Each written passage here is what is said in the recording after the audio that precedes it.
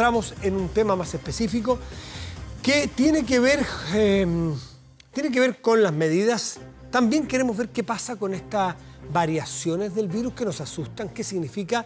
Bueno, tomamos contacto con la doctora Susan Bueno, que es investigadora del Instituto Milenio de Inmunología e Inmunoterapia IMII y académica de la Pontificia Universidad Católica. Susan, buenas noches y gracias por recibirnos. ¿Cómo estás? Muy buenas noches, Matías. Gracias por la invitación. Muchas gracias a ti por atendernos a esta hora. Partamos por estas medidas que tenemos hoy día.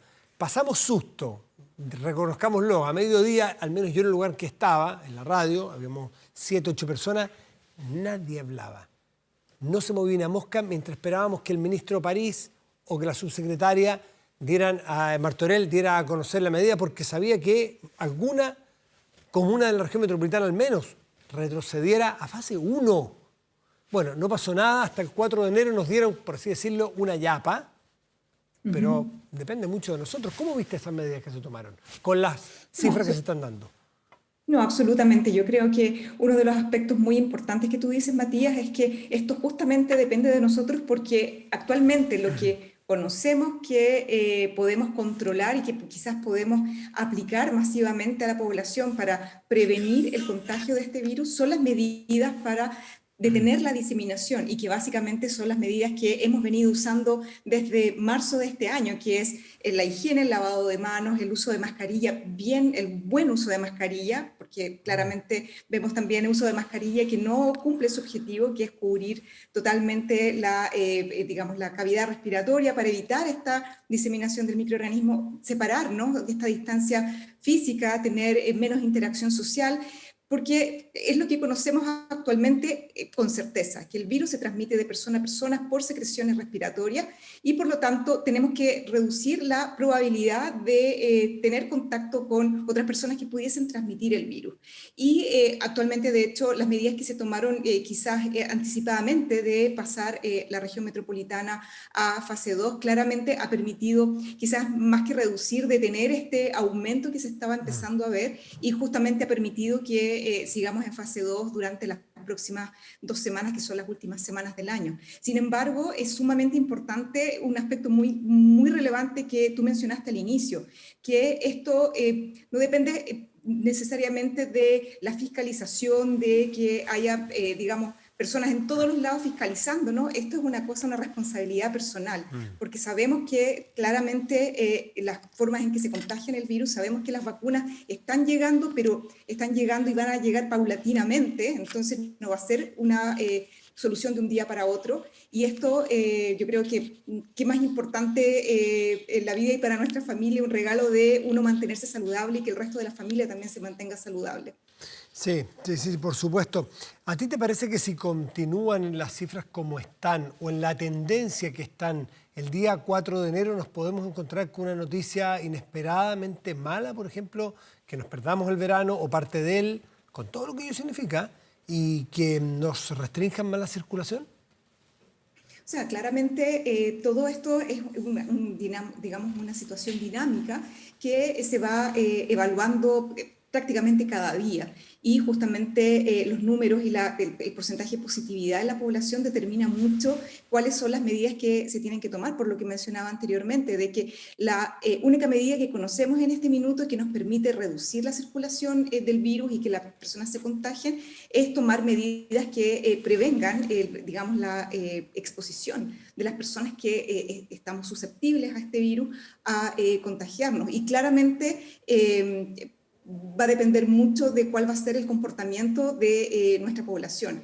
Y por supuesto esto es algo que se va a ir evaluando día a día, y bueno, esperemos que podamos mantener esta tendencia de mantenernos en fase 2, de tener una restricción de movilidad, limitada, pero no llegar a la fase 1, como fue lo que nos encontramos en marzo, que básicamente en el minuto que ya la circulación del virus empezó a detectarse ya era demasiado tarde. Pero uno de los aspectos yo creo que también es importante destacar es que también, si se van manteniendo estas medidas, también se va haciendo una buena trazabilidad y se va teniendo los datos suficientes como para ir viendo el progreso de esta, digamos, circulación a nivel de nuestro país, se pueden ir tomando las medidas anticipadas que podrían evitar llegar a un confinamiento total, como vimos al inicio de este año. Susan, uno ha visto de las cifras que puede medir y que puede entender, que están al alcance de la ciudadanía, porque las puede leer, es que, por ejemplo, se están haciendo un número súper importante de test diarios. Se llegó a 50.000.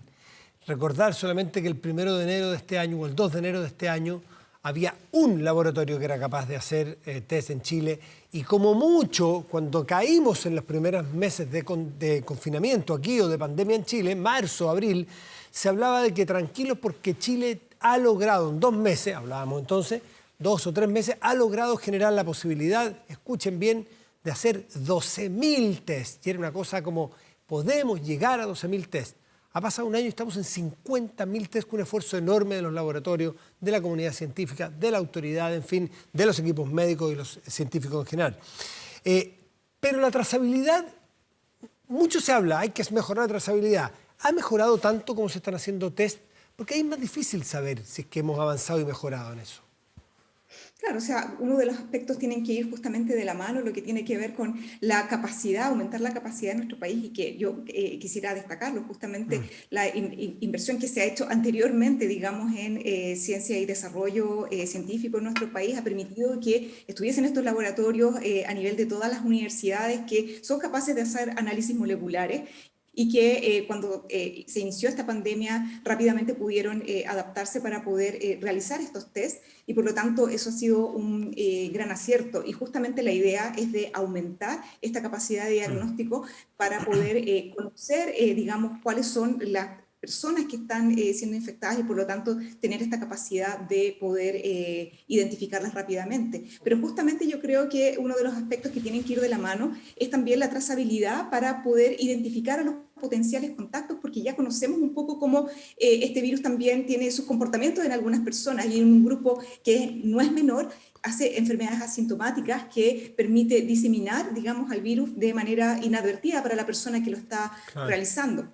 Y en ese sentido, justamente hay que aplicar otras medidas, y que considero que sí ha aumentado, pero claramente llegar a países como, por ejemplo, el nivel de trazabilidad que tienen en China, por ejemplo, que ha logrado justamente poder reducir al máximo la circulación de este virus, yo creo que es una aspiración que tenemos que lograr mientras esté todavía esta pandemia en progreso. Ahora, entendemos, de la mano. Susan, por lo que hemos leído, que en China esta trazabilidad muchas veces es a costa del sacrificio o de la cesión de intimidad, de derechos de privacidad y cosas que, bueno, no vamos a entrar en una discusión o a un análisis político de un régimen y otro, pero a lo mejor aquí es más difícil, o a lo mejor la población culturalmente aquí es más escéptica o más reticente a entregar, por ejemplo, datos de nuestros teléfonos celulares para que nos hagan algún rastreo.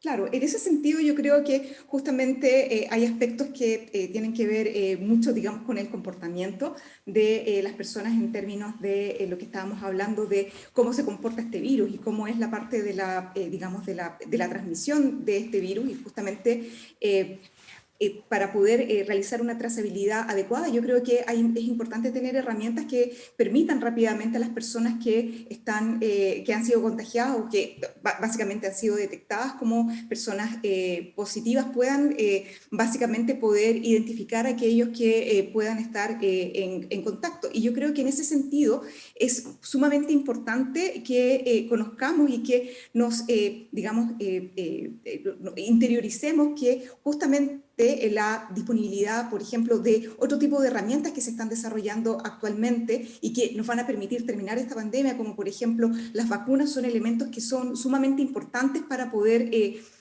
digamos, avanzar hacia un punto en el que podamos, a través de la inmunización activa, poder reducir esta posibilidad de contagiar a otras personas. Y yo creo que en ese sentido, a nivel global, se ha hecho un esfuerzo enorme justamente para entregar herramientas que permitan, a través de una intervención, que en este caso una intervención del uso de vacunas, que lo hemos usado por, digamos, años, siglos, ha permitido cortar los contagios y, por supuesto, tener una forma mucho más, digamos, digamos, no dependiente Más del eficaz. comportamiento o de los datos de las personas para poder cortar las transmisiones de los microorganismos. Susan, tú has mencionado las vacunas ya 2 o 3 veces. Tú trabajas en este Instituto Milenio, en la Universidad Católica, que están particularmente involucrados en el proceso de la vacuna que cuantitativamente al menos tenemos cifradas nuestras mayores esperanzas, que es la de Sinovac, de los chinos, como se le llama, porque están los norteamericanos, los chinos, bueno, las otras son también norteamericanas aparentemente. Bueno, la de Oxford no, es sueca británica. Esta de China, en la cual tú me imagino que lo conoces mucho más en detalle y estás trabajando en las pruebas que se están haciendo aquí en campo. ¿Qué falta para que lleguen? Porque tienen comprometidas con Chile 10 millones de dosis, entiendo, ¿no? O para 10 millones de personas. Pues son, Exacto. o sea, 20 millones para 10 millones de personas, ¿no? Actualmente, claro, lo que se tiene, digamos, un acuerdo, Sí, que fue de hecho uno de los primeros acuerdos que se realizaron gracias, digamos, a la colaboración que la Universidad Católica y claro. Sinovac tenía, bueno, desde bastante tiempo, que en la Facultad de Ciencias Biológicas somos un grupo importante de académicos que estamos trabajando en el desarrollo de vacunas para virus respiratorios, y esto lo llevamos desarrollando hace más de 10 años, y justamente dentro de las colaboraciones que tenemos con otras entidades, digamos, de investigación y científica a nivel mundial, una de ellas es Sinovac, y justamente conocimos muy temprano el desarrollo que ellos estaban haciendo, digamos, en el área de nuestra colaboración, y decidimos hacernos parte de esta, digamos, carrera para poder lograr una vacuna, y por eso se logró justamente un acuerdo de colaboración muy temprano, uno de los primeros que se hizo para asegurar una cantidad de vacunas importantes para